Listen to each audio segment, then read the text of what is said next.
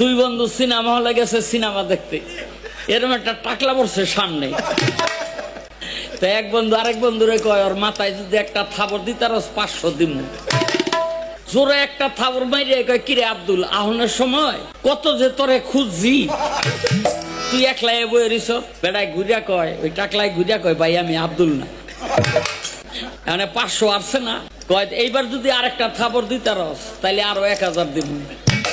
আর একটা থাবর মাইরা কয়, এই টাকলা তুই তো আব্দুলই না করস কেন? বেড়ায় কয়, ভাই আমি আব্দুল না, আগে 500 পরে 1000, কত হইছে? সিনেমা হলের দোতলা দিয়ে নামা ওই টাকলাই পড়ছে সামনে।